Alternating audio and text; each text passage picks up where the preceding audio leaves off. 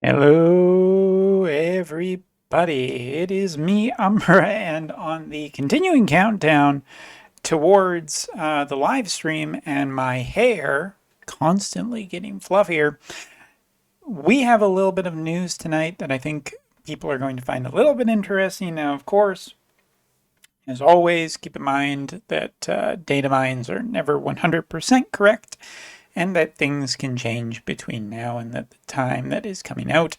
But well, it's looking more and more like it's basically confirmed at this point that Persona 5 will be the next collaboration here on the JP side.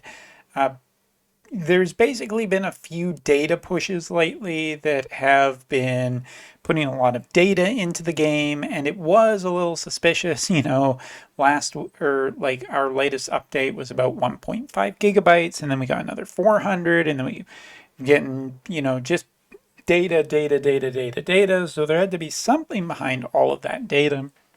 And it seems like there's more and more stuff being pushed for Persona 5, and we have a live stream coming up this weekend. So I'm pretty much going to say right now that I think we can confirm that, Persona 5 is definitely our end of the year collaboration, kind of in the same way that Nier was last year. And some other interesting points that have kind of surfaced since then. We know that in the data, and shout out to Bismarck. Yeah, I mean, you're the guy who does this. You know what? It's been an entire year, man. Thanks so much, Bismarck. This video should be dedicated to Bismarck for just being such an amazing, upstanding individual, for keeping, us YouTubers right with all of the data. And Wotv Calc is just basically the best thing ever. So shout outs to Bismarck, of course.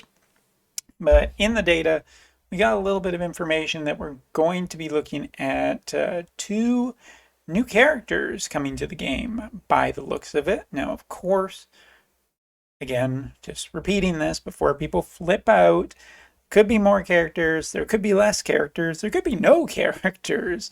But it does look that the data mine seems to be hinting that there are two characters that will be coming to the game. First of all, we're going to be seeing Joker. That one we pretty much already knew, and there really isn't much else to say there. We kind of all knew that Joker was going to be happening. Looks to be a dark short sword, which, again, par for the course. However, the second character seems to be Makoto. And if you don't know, Makoto is Queen from Persona 5. She is a strike unit. Her main primary weapons are fists. And that would be pretty cool, seeing that we haven't had a fist user in a good long while. I mean, like a really good fist user. I guess Tifa's been the last one. And hey, the ever eternal dream that maybe, just maybe, we'll actually end up getting a strike Esper. Don't get too excited about that. But the other interesting piece of information seems to be from their master quest that, of course, Joker is going to be a dark unit, and Queen is going to be a thunder-based unit. Grain of salt. All right, so taking a look at why this does make sense and why it doesn't make sense. First of all, talking about just the elements here, Joker being a dark slash makes a ton of sense. Dark is just kind of his element in a lot of different stuff that he has collaborated for, and I would assume just the exact same thing here makes it thematically, it's fine.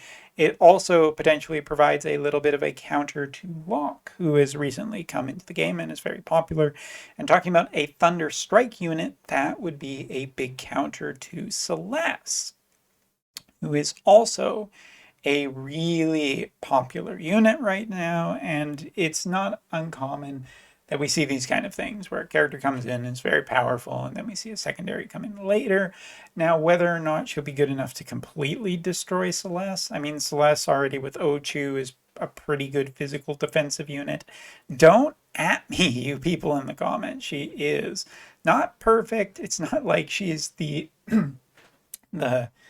a tank that completely destroys everything. Because if that was the case, the meta would have shifted greatly on the JP side, and it hasn't completely yet.